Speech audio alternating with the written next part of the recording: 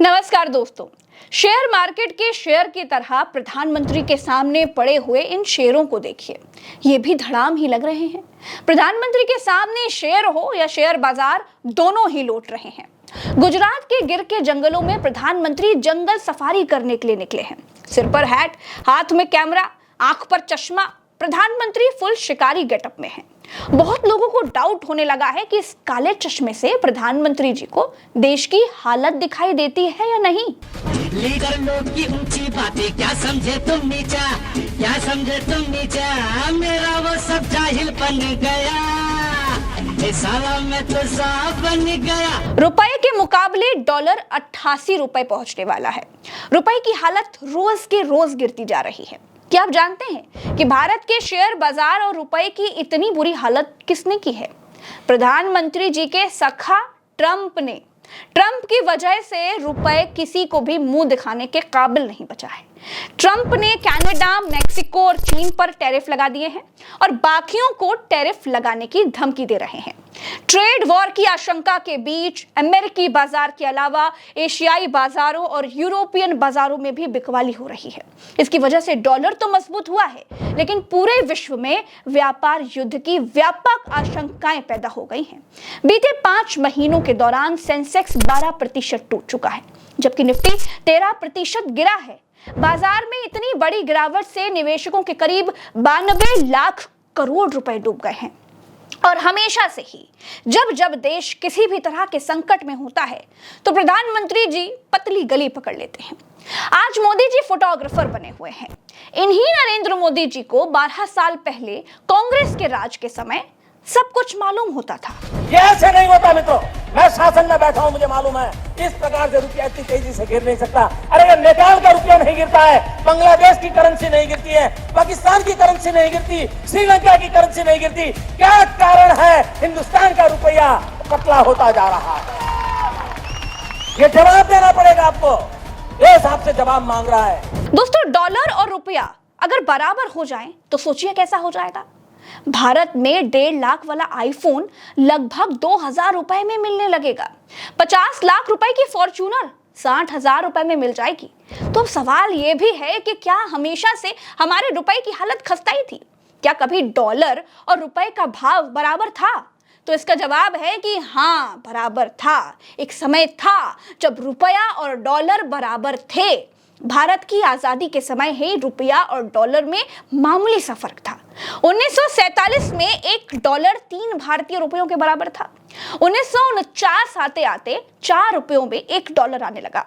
इसके बाद रुपया लगातार कमजोर हुआ तो डॉलर मजबूत होता चला गया। 1980 में $1 7 भारतीय रुपयों की वैल्यू तक पहुंच गया तो 1990 में 17 रुपए तक पहुंचा। सन 2000 में $1 खरीदने के लिए भारत के 43 रुपए खर्च करने होते थे। जनवरी 2010 में ये रेट 46 रुपए तक पहुंच गया।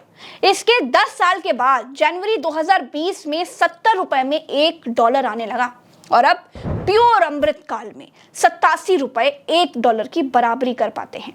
1947 में आजादी से पहले की बात की जाए अगर, क्योंकि तब भारत एक स्वतंत्र देश नहीं था और अमेरिका के साथ ट्रेड रेगुलेटरी नहीं थी, तो रुपया बनाम डॉलर जैसी कोई चीज ही नहीं थी। रुपया अंग्रेजों द्वारा चलाई गई एक करेंसी थी। दोस्तों, 1944 में दुनिया में पहली बार ब्रिटेन वुड्स एग्रीमेंट पास हुआ था। इस एग्रीमेंट के तहत दुनिया की हर करेंसी का मूल्य निर्धारण होता था। 1947 जब तक कि भारत आजाद हुआ तब तक लगभग सभी देशों ने इस एग्रीमेंट को स्वीकार कर लिया और दुनिया भर में इसी के आधार पर मूल्य निर्धारण होने लगा। शेयर बाजार में जारी भारी गिरावट के बीच निवेशक सरकार से राहत की उम्मीद कर रहे हैं। बाजार से मांग उठ रही है कि सरकार long term capital gains tax यानी कि LTCG में कटौती करे या फिर इसे पूरी तरह से खत्म कर दे।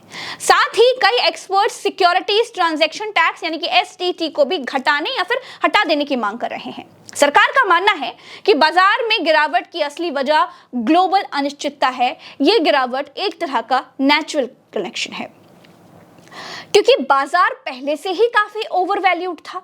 ऐसे में LTCG टैक्स या फिर STT टैक्स में बदलाव करना इस समस्या का समाधान नहीं था। सिर्फ इतना ही नहीं है दोस्तों, और सुनते जाइए। मुंबई के एक स्पेशल एंटी करप्शन कोर्ट ने सेबी की पूर्व चेयरपर्सन माधुरी पुरी बुच के खिलाफ एफआईआर दर्ज करने के आदेश दे दिए हैं। शेयर मार्केट फ्रॉड और नियामक उल्लंघन के मामले में कोर्ट ने माधवी के अलावा बॉम्बे स्टॉक एक्सचेंज यानी कि बीएसई और securities and exchange board of India यानी कि सेबी के शीर्ष अधिकारियों के खिलाफ भी केस दर्ज करने का आदेश दिया है। सेबी और कॉर्पोरेट संस्थाओं के बीच मिली भगत, इनसाइडर ट्रेडिंग और लिस्टिंग के बाद पब्लिक फंड की हेराफेरी के आरोप भी लगाए गए हैं। दोस्तों 2024 के रिजल्ट से पहले मोदी और शाह ने मिल करके देश के व्यापारियों को मूर्ख बनाया। बोले स्थिर सरकार आएगी, 6 तारीख से पहले पैसा लगा दीजिए, मुनाफा ही मुनाफा होगा। हुआ क्या? इसके उल्टा लोगों का लाखों करोड़ों रुपए डूब गए। तो 6 जून के पहले आप बाय कर लेना, 4 जून के पहले वो शूट अप करेगा। ये कहना भी गलत होगा कि मोदी अगर चाहते तो लोगों का पैसा डूबने से बचा सकते थे। लोगों का पैसा डूबने से तब बचता जब वित्त मंत्री मनमोहन सिंह जैसे होते। बर्बादी लोगों का दुर्भाग्य बन चुकी है, क्योंकि देश की वित्त मंत्री से जब महंगाई और गिरते रुपए की बात होती है तो वो कहती हैं कि वो महंगा लहसुन और प्याज नहीं खाती हैं। गिरते रुपए पर वो कहती हैं कि रुपया नहीं गिरा है, डॉलर मजबूत हो रहा है। तो ऐसे वित्त मंत्री के पास गिरते बाजार को संभालने का कोई प्लान होगा, ये सोचना ही मूर्खता है।